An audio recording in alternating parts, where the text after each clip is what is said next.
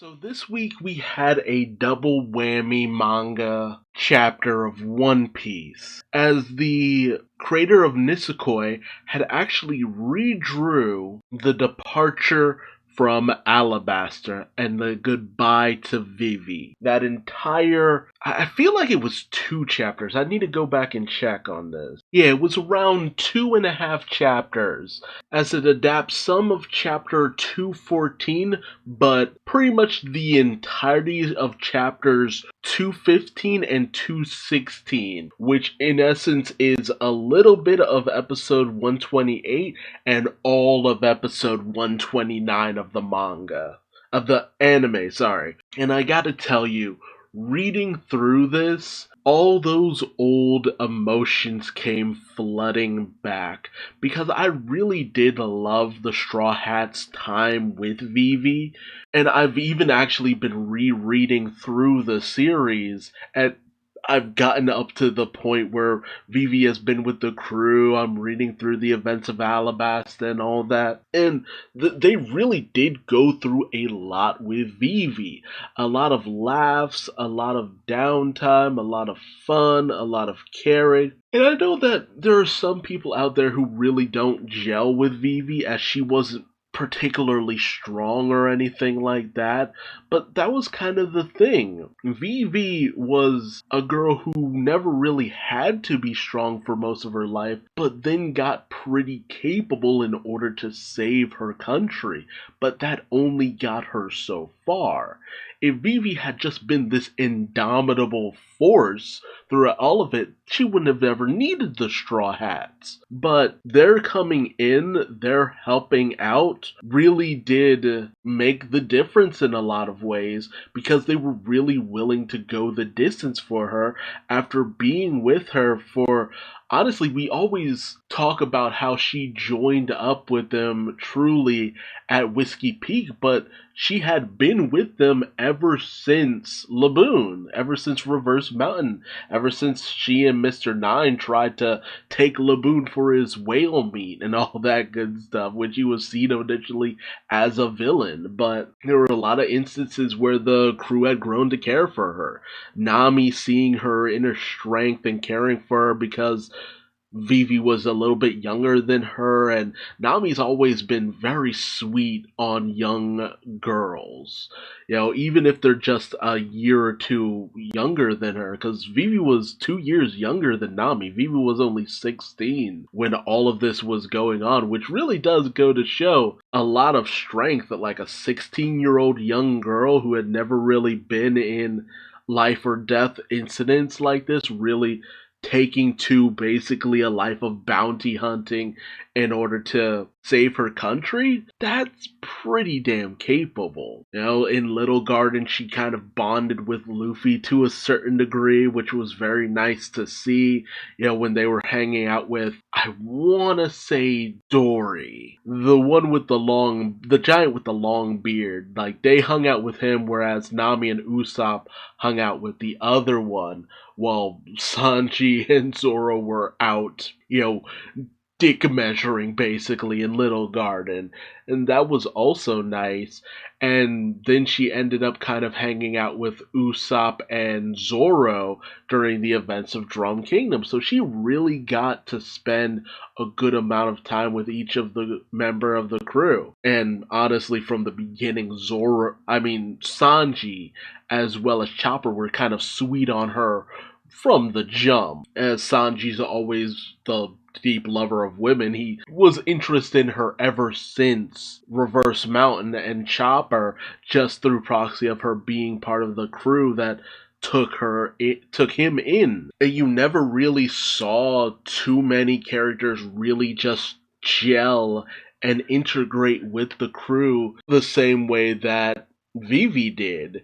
It could be debated that you see that a bit with like Momonosuke, Kinemon, Carrot, because they had been with the crew through multiple story arcs, even Law to a certain degree. But it really did go to show that being with the Straw Hats, they treat you like family where they can. If you can show that you care about them, they will care about you, and they will fight for you, because they had to have been together for about maybe a month at most, and they were ride or die for Vivi. Like, I still think about some of the ending songs for the anime that featured Vivi in them, which you didn't really see for anyone who wasn't a Straw Hat. Those moments of downtime, them playing around, them having fun. You saw that a lot in a lot of the color spreads too. Vivi just hanging with the group, and it really did feel kind of natural because it was nice to have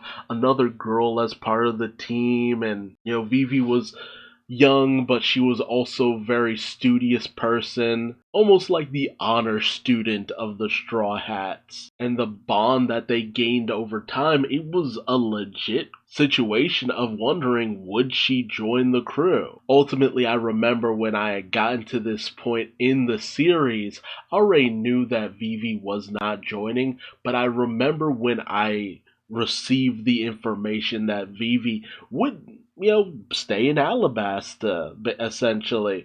And I remember just being like, oh, I guess she chose to stay.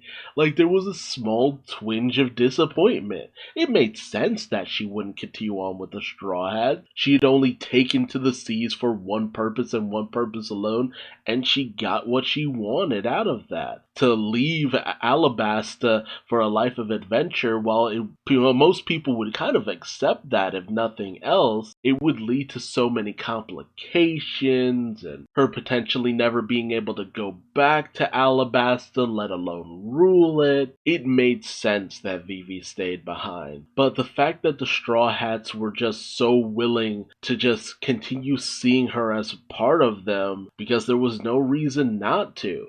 She was already a member of the crew, no matter what. Even if they went their separate ways, there would still be this bond between all of them. And I honestly just really got choked up towards the end of this one shot because it was very sweet. The art was absolutely fantastic.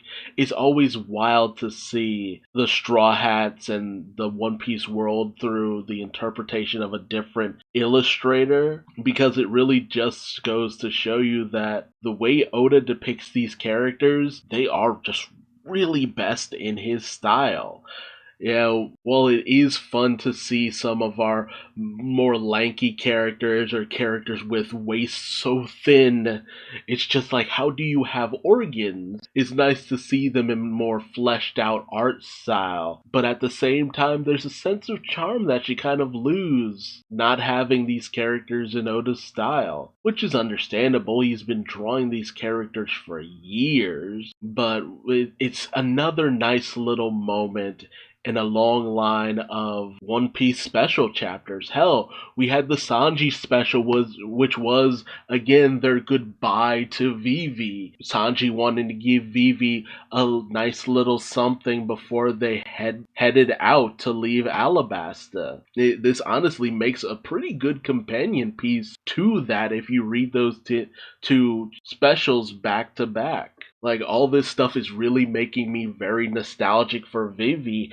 and I would honestly love to see Vivi just kind of come aboard the Sunny for only just a little while, to just hang out with the newer members of the crew, see how she interacts with them, see how she interacts with the members that she knew way back when. Hell, see how she interacts with Nico Robin and how they get along. There's just so much camaraderie between Vivi and the Straw Hats that it would be easy to just see her just blend back in with the crew for one final hurrah. And where things are looking towards Vivi and where the series seems to be going with her, I feel like that not completely out of the question for Vivi to have one final adventure with the Straw Hat. And I am all for it. This really was a nice little love letter to our favorite pirate princess. Boa Hancock might be the pirate empress, but Vivi is definitely the pirate princess, and she will never be forgotten. Long may the future Queen of Alabasta reign. But tell me, what did you think think of this special? Did you enjoy the art? Were you a lover of Vivi back in the day and sad to see her go? Or did you just not gel with the character? Let me know your thoughts in the comment section below. And until next time, I've been Duuz-Diz-Din. Please like, comment, subscribe, and hit the bell icon for notifications. And I will see you later. Bye-bye.